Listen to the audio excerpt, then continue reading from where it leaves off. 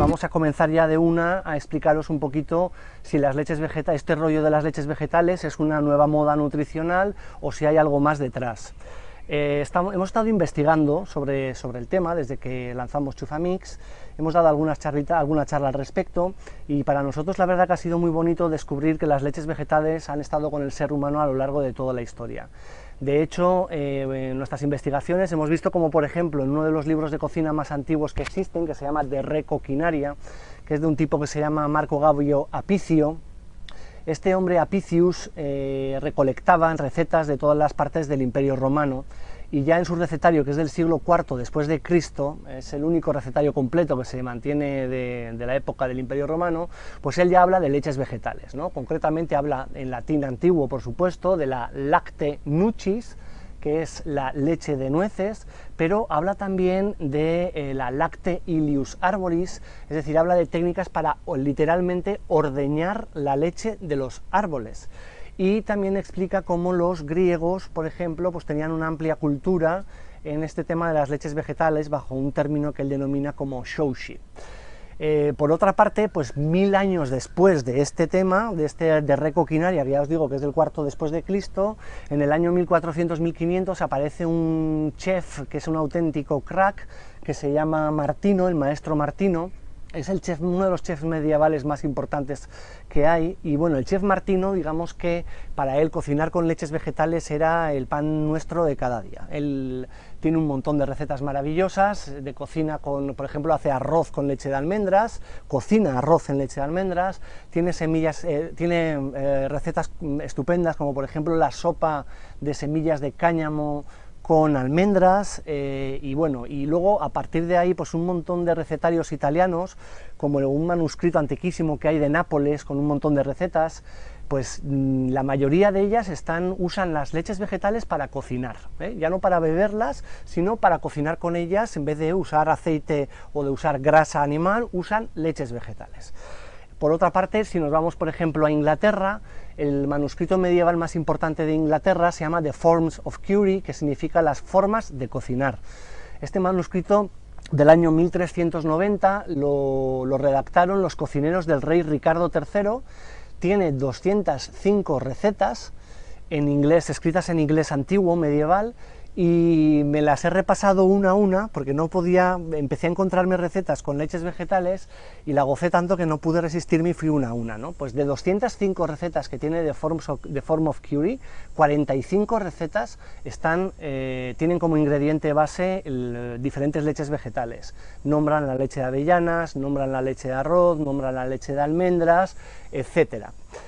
De ahí, ya todo emocionado, continuamos investigando un poquito más y vimos que en la propia Inglaterra, por ejemplo, en el siglo XVII, físicos y médicos de la talla de Nicholas Culpeper, en un libro bastante mítico de la época, que a día de hoy sigue siendo muy reconocido, que se llama Todas las hierbas, The Complete Herbal en inglés, habla también a menudo en este libro de las leches vegetales, pero no como algo ya de recreo, de cocina, gastronómico, sino con una perspectiva mucho más medicinal. De hecho, él, por ejemplo, pone como ejemplo que las semillas del pepino emulsionadas, hablo literalmente como Nicolás habla en su libro, no me estoy inventando nada. Él dice que emulsionando las semillas del pepino en una leche vegetal, esa leche es una medicina natural perfecta para dolencias del hígado, ¿no? Y en Inglaterra, bueno, pues el tema de las leches vegetales a lo largo de los últimos 1000 años ha sido algo súper normal, ¿no? Si nos vamos a Francia, por ejemplo, el manuscrito medieval, de cocina medieval más importante, se llama Le Viandaire, de Tabeillant, y nos encontramos también con múltiples recetas elaboradas con leches vegetales, igual en otros tantos manuscritos franceses de la época. Si nos vamos a Escandinavia, por ejemplo, en Escandinavia es curioso, en un monasterio cerca de Copenhague, en Dinamarca, se encontró un manuscrito antiquísimo en el que se recogían también recetas de la época. Nada más abres el manuscrito, que está escrito en alemán antiguo, en islandés y en danés antiguo, lo primero que te encuentras es una receta para hacer aceite de nueces, a continuación una receta para hacer crema de nueces, y a continuación, en cuarto lugar, en la misma primera página, hay una receta de cómo hacer tu propia leche de almendras. Si continúas leyendo, te encuentras luego con que un montón de recetas se cocinan con diferentes leches vegetales. Este manuscrito se encontró en el siglo XIII, XIV, ¿ok? O sea que imaginaros un poquito también lo antiguo de esto. Si nos vamos, por ejemplo, a España, en España, bueno, pues sabemos que la horchata de chufas es un producto que se lleva empleando cientos de años, desde la época de los musulmanes probablemente. Pero bueno, lo que quizás no sabéis es que en Zaragoza era muy popular, por ejemplo, la leche de cacahuetes. Tenemos algunos escritos originales que nos han pasado los compañeros de historiacocina.com, que son alucinantes, donde se explica pues un poquito cómo se hace la leche de cacahuetes y lo popular que era en aquella época. También estaba la leche de semillas de calabaza, o por ejemplo en las Islas Baleares es súper típico desde hace cientos de años la leche de almendras.